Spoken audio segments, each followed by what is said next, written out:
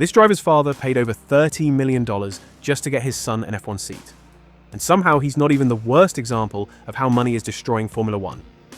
While you're watching the world's best drivers battle wheel to wheel at 200 miles per hour, there's a challenging aspect the sport doesn't want you to know. Financial backing is a crucial factor for a large portion of the grid, giving financially supported drivers a significant advantage over equally or more talented drivers without such resources. Very few F1 drivers are entirely devoid of talent. By the end of this video, you'll understand exactly how deep this problem goes, which drivers are the biggest offenders, and why it's slowly killing the sport we love. Trust me, some of these stories will make your blood boil.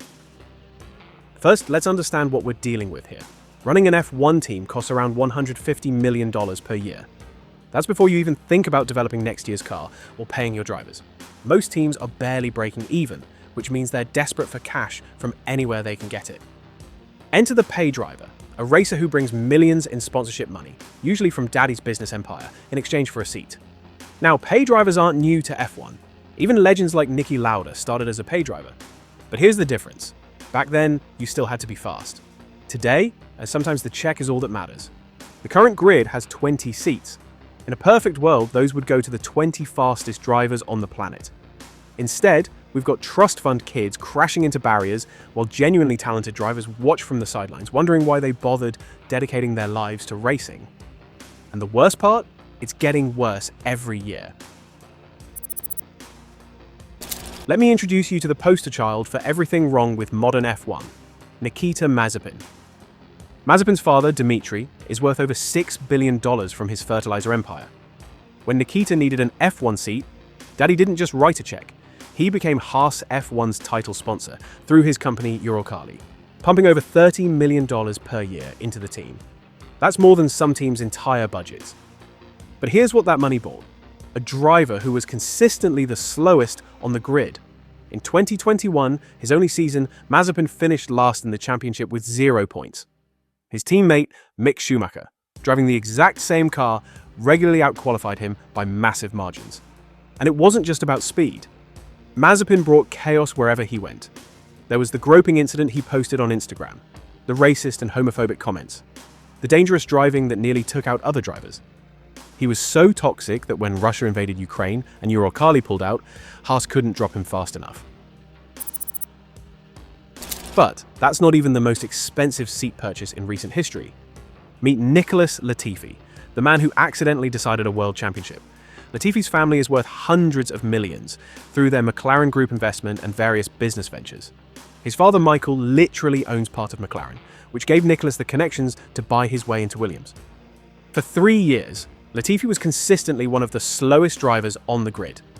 His teammate George Russell regularly outqualified him by over half a second. In F1 terms, that's an eternity.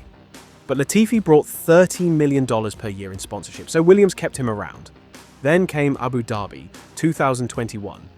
With 5 laps to go in the season finale, Latifi crashed his Williams, bringing out the safety car that allowed Max Verstappen to catch Lewis Hamilton and win his first championship. Think about that. A pay driver who had no business being on the grid made a mistake that decided the most controversial title fight in decades. The irony is perfect.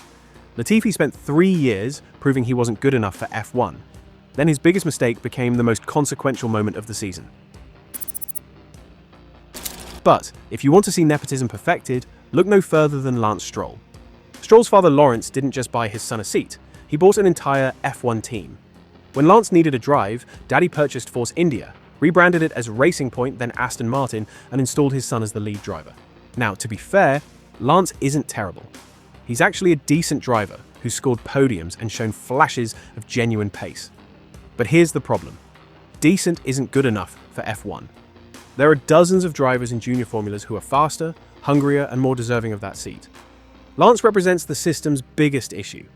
He's competent enough that you can't call him a complete waste of space, but he's taking a seat from someone who could be genuinely special. And because Daddy owns the team, he's untouchable.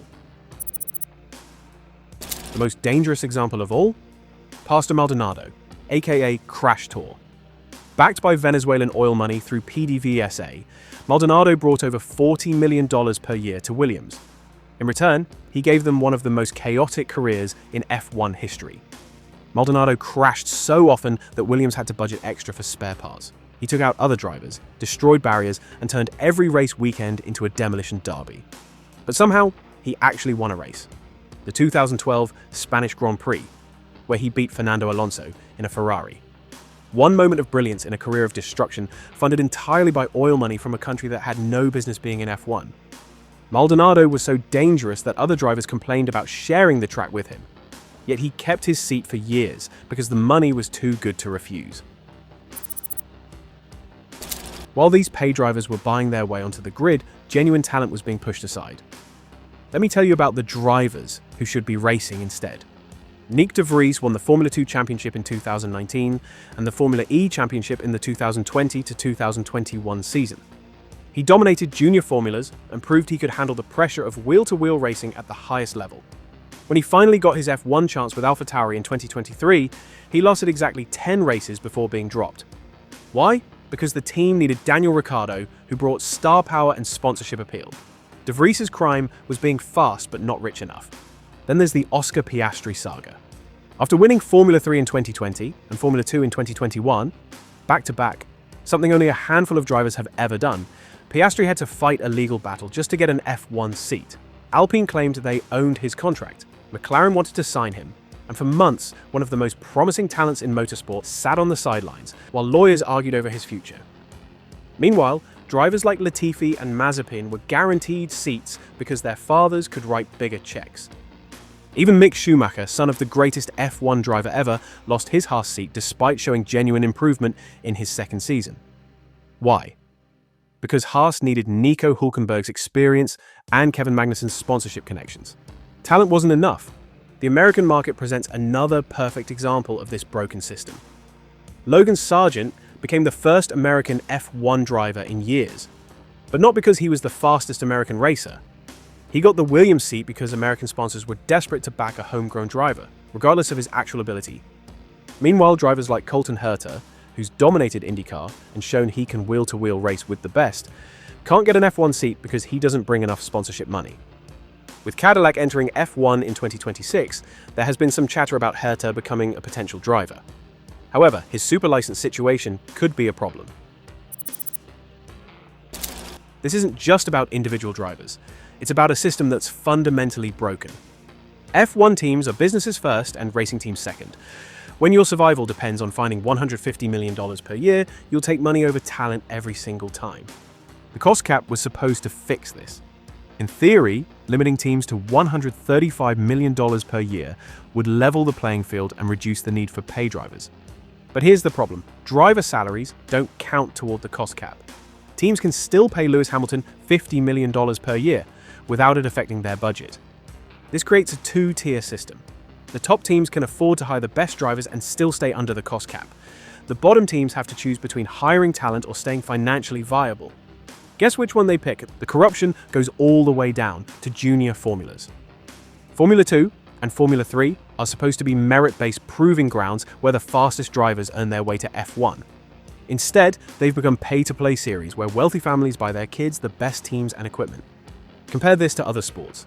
In football, the best college players get drafted to the NFL based on talent. In basketball, scouts find the most promising players regardless of their bank account. But in F1, your father's net worth matters more than your lap times. So, what's this actually costing the sport? More than you might think. First, the racing itself suffers. When you've got drivers on the grid who are consistently 1 to 2 seconds slower than their teammates, it creates artificial gaps that make races predictable.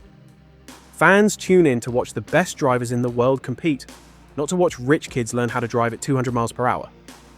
While Formula One's global fan base has seen significant growth in recent years, particularly in new markets, core fan surveys consistently reveal a deep frustration with the lack of competitive balance. When casual viewers can predict which drivers will finish last before the race even starts, or when one team dominates for extended periods, it risks undermining the sport's fundamental appeal for those seeking true competition. It's also hurting F1's credibility compared to other racing series. IndyCar, Formula E, and even NASCAR are seen as more merit-based, where talent matters more than money. F1 is supposed to be the pinnacle of motorsport, but it's starting to look more like a very expensive hobby for billionaires' kids. The long-term damage is even worse. Young drivers around the world are looking at F1 and realizing that no matter how fast they are, they'll never make it without family money. So they're choosing other careers or other racing series where talent actually matters.